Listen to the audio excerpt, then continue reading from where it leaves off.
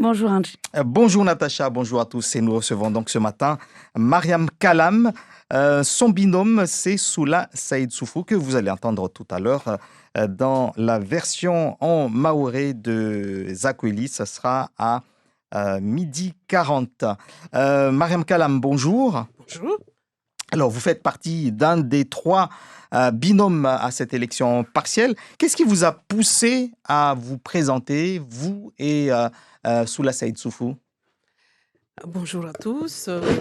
Préciser que j'ai été de cette aventure depuis 2021. Je faisais partie des quelques binômes qui s'étaient présentés au canton Sada-Chirongui. À l'issue, bien sûr, des élections, l'équipe qui était autour de moi a observé qu'il fallait porter un recours par rapport à certaines irrégularités. Ça a été, le tribunal administratif a donné raison, confirmé par la suite par le Conseil d'État et naturellement, on s'était préparé, à nous présenter, au partiel. Alors, les partiels, donc c'est la semaine, c'est dimanche, et s'il y a un second tour, le dimanche d'après, le 2 octobre. Vous vous êtes préparé depuis donc avant même 2021, avant l'élection de 2021, puisque vous avez un projet pour Sada Chirongui, mais aussi pour Mayotte. Quel est ce projet?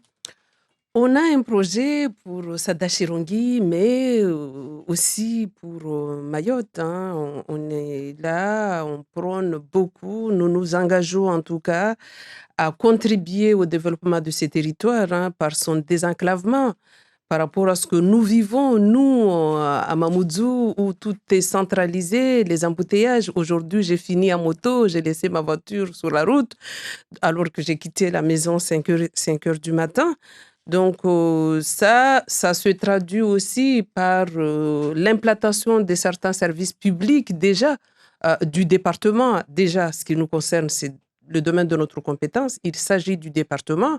Décentralisé Donc, ou nous allons essayer d'implanter certains services publics un peu, notamment dans notre canton, parce qu'il s'agit de notre canton, ce qui permettra d'une part de désengorger Mamoudzou, d'autre part d'offrir un service à nos citoyens du canton. Alors, la majorité du conseil départemental travaille déjà avec le binôme sortant. Où sera votre place en cas d'élection dimanche? Est-ce que vous allez reprendre, entre guillemets, leur place ou vous avez un autre profil, vous avez un autre projet dans cette majorité? Ou peut-être serez-vous dans l'opposition? Écoutez, nous sommes des jeunes gens de ce territoire et nous comptons vraiment être là où les intérêts des citoyens de notre canton et les intérêts de Maoré seront le mieux défendus. Donc ça, c'est une question qu'on verra après, qui est en train d'être affinée, bien sûr. On a notre équipe qui suit ça de très près. Et naturellement, à l'issue de notre élection, nous serons là où les intérêts des Maorés et ceux des citoyens de notre canton seront les mieux défendus. Et si vous étiez déjà élu, comment auriez-vous géré la crise que vivent les élus en ce moment concernant la violence qui touche le département? Est-ce que vous auriez été en faveur de la journée île morte, de la suspension des bus scolaires, de la fermeture des administrations publiques? C'est une solution qui s'est imposée à nos élus, que je respecte beaucoup, parce que c'est un moment très bouleversant pour Mayotte, donc on n'est pas là pour se pointer du doigt.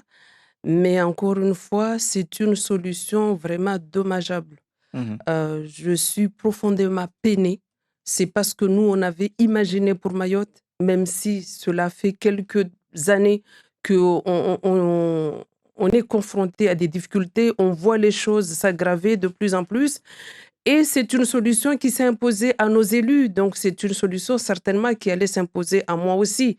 C'était une manière, c'est un appel au secours, c'est une manière de marquer aussi le bouleversement que connaît ce territoire aujourd'hui. Mais vous comprenez que on a l'impression que en ce moment justement, tout Mayotte, que ce soit la population et les élus sont un petit peu prise à dépourvu, ne voit plus trop comment faire pour appeler, comme vous dites, au secours. Vous, si vous êtes élu, vous serez amené à aussi vous imposer et peut-être partager des solutions par rapport à ça. Qu'est-ce que vous C'est apporterez? ça, au Qu'est-ce que vous... fait, trouver des solutions à long terme. Les solutions à long terme, c'est, s'impose depuis, l'enfance, hein, parce qu'il s'agit de là. Là, c'est vrai, on a marqué parce que la délinquance est déjà présente et que là, les délinquants, ont déjà réagi en ce moment-là. Mais ceci dit, en aparté, c'est ce qui se fait. Des solutions pérennes doivent être trouvées. La prise en charge de notre jeunesse depuis l'enfance qui se fait déjà. Mais si aujourd'hui on en arrive là, c'est qu'il y a des pistes à améliorer. La piste de scolarisation, ça, c'est aussi un point qui peut être amélioré, mais également mettre l'accent sur l'insertion professionnelle des jeunes qui sont déjà en marge de la scolarité. Parce que je ne peux pas donner raison à ces jeunes, mais rester là, Mayotte se développe quand même. On ne peut pas dire que rien ne se fait. Il y a certaines choses qui ont bougé sur Mayotte et qu'un département se construit tous les jours.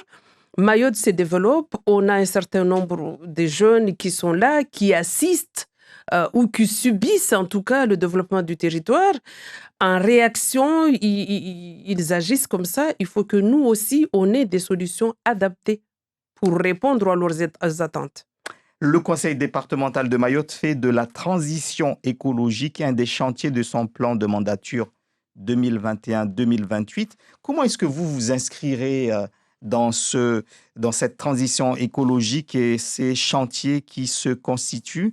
On parle de protection de la diversité, de l'électrification rurale, de la protection des eaux, de la surveillance des tortues, gestion des déchets. Ce sont des dossiers qu'on entend souvent, mais ce sont des mots. Vous, concrètement, si vous devez agir et participer à ce gros chantier durant cette mandature, selon vous, comment est-ce que ça pourrait se C'est mettre en déjà une place? très bonne initiative. C'est une Mhm. prise de conscience, c'est ce qui se passe.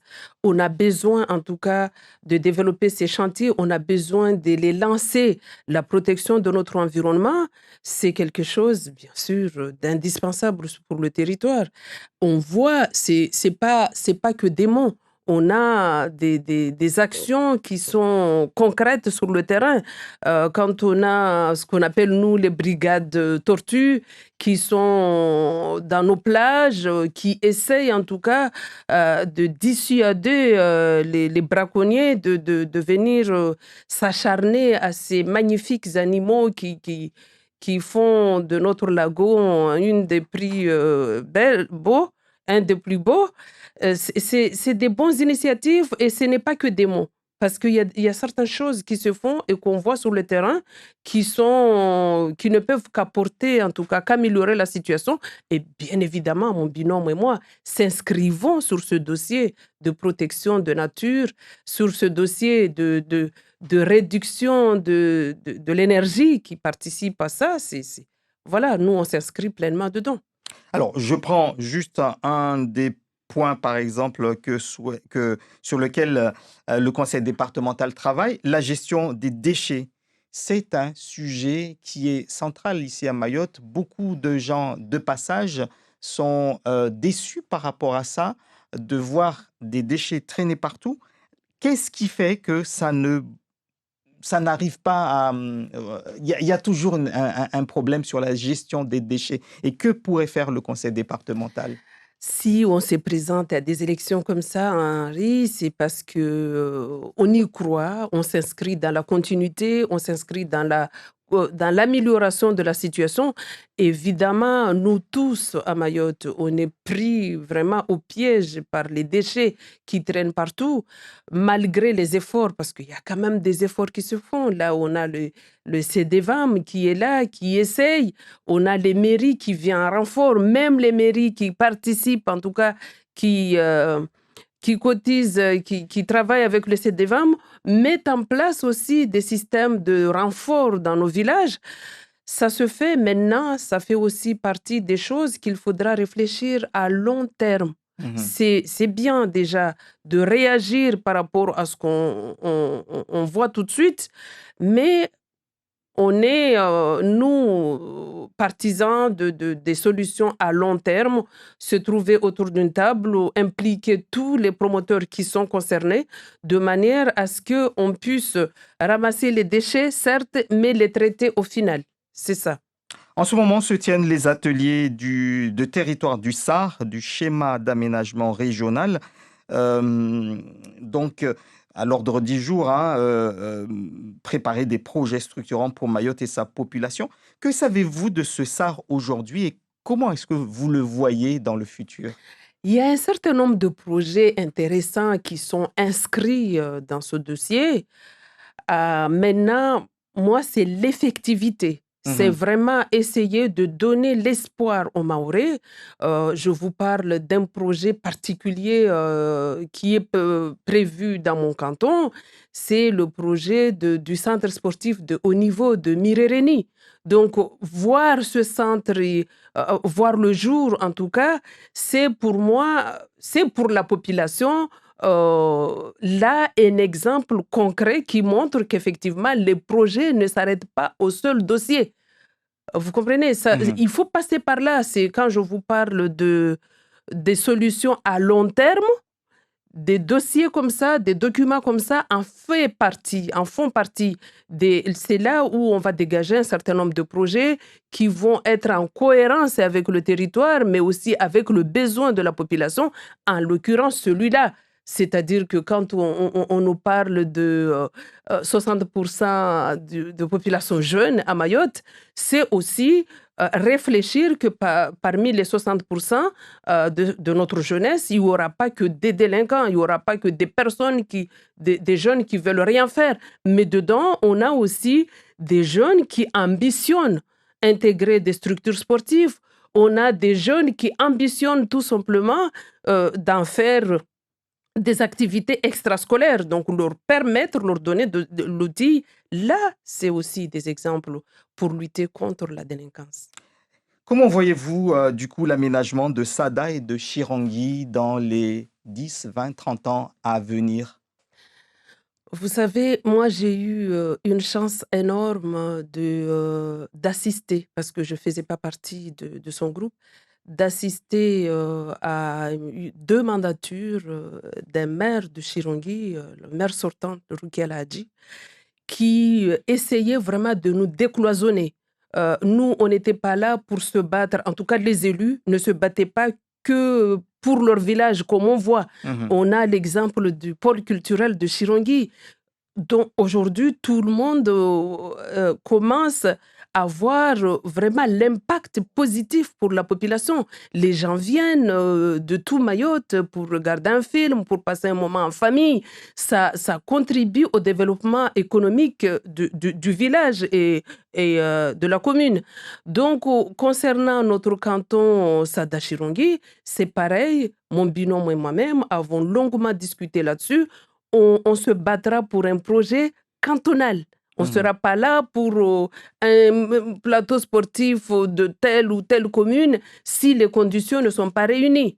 Si aujourd'hui on a plus la possibilité par rapport au foncier, par rapport à toutes les conditions qui s'imposent, de construire un plateau à Chirongui plutôt qu'à Sada, on prend. On s'est vraiment décloisonné.